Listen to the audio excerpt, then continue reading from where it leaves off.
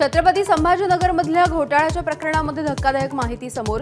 योजनेचा निधी मिळवण्यासाठी सरकारी अधिकाऱ्यांना पैसे द्यावे लागायचे। एबीपी माझासोबत बोलताना एका संस्था चालकाचा गंभीर आरोप। छत्रपती संभाजीनगरमधल्या इंग्रजी शाळांमधल्या गैरप्रकारांची ओबीसी मंत्री अतुल सावे यांच्याकडून गंभीर दखल। सुविधा न देणाऱ्या शाळांची मान्यता रद्द करणार, दिशाभूल करणाऱ्यांवरती सुद्धा कारवाईचा इशारा। आयपीएस अधिकारी विश्वास तांगरे पाटील यांच्या एआय चेहऱ्या आडून लाखो रुपये लुटले। डिजिटल अरेस्टची भीती दाखवून सेवानिवृत्त अधिकाऱ्याची फसवणूक।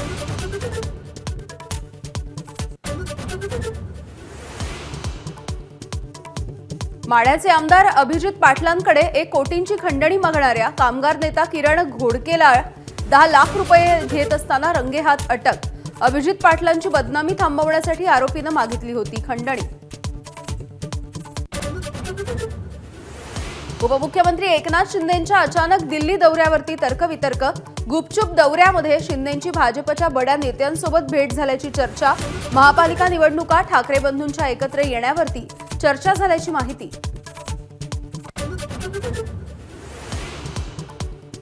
शिंदेंच्या कुटुंबातील काहींना आयकर विभागाची नोटीस, त्यामुळे दिल्ली दौरा केला असावा, रोहित पवार यांचा टोला।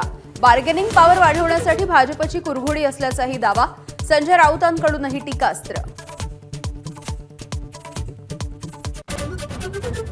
जनसुरक्षा विधेयक विधानसभेमध्ये मंजूर। आज विधान परिषदेमध्ये सादर होण्याची शक्यता।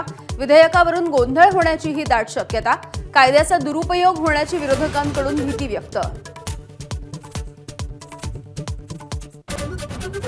विधानसभा निकालापासून तानाजी सावंत मतदारसंघामध्ये फिरकलेच नाहीत। उद्योगधंदे सांभाळण्यासाठी आमदारकी हवी असल्याची माजी आमदार राहुल मोटे यांची टीका, तर एंजिओप्लास्टी झाल्याची सावंत यांच्या कार्यालयाची माहिती।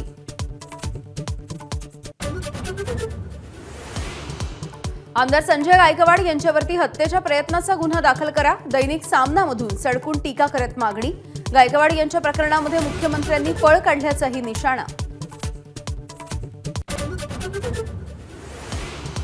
भाजपचे आमदार गोपीचंद पडळकर यांच्याकडून विधान भवनाच्या परिसरामध्येच दूध भेसळीचा डेमो।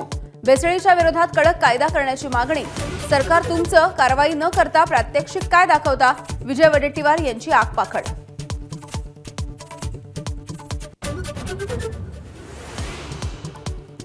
शहापूर मासिक पाळी तपासणीच्या प्रकरणी मुख्याध्यापिकेसह 4 जणांना 14 दिवसांची न्यायालयीन कोठडी।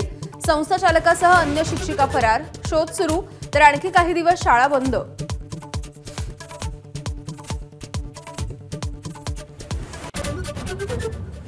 उजनी धरणामधून 21,600 क्युसेकनं पाण्याचा विसर्ग। धरणामध्ये सध्या 94% पाणीसाठा। भीमा नदीकाठच्या गावांना सतर्कतेचा इशारा।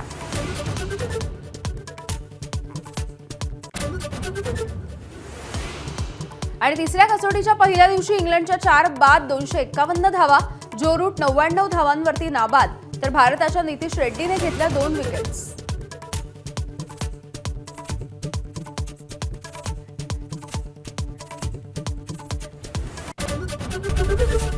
एबीपी माझा, उघडा डोळे बघा नीट।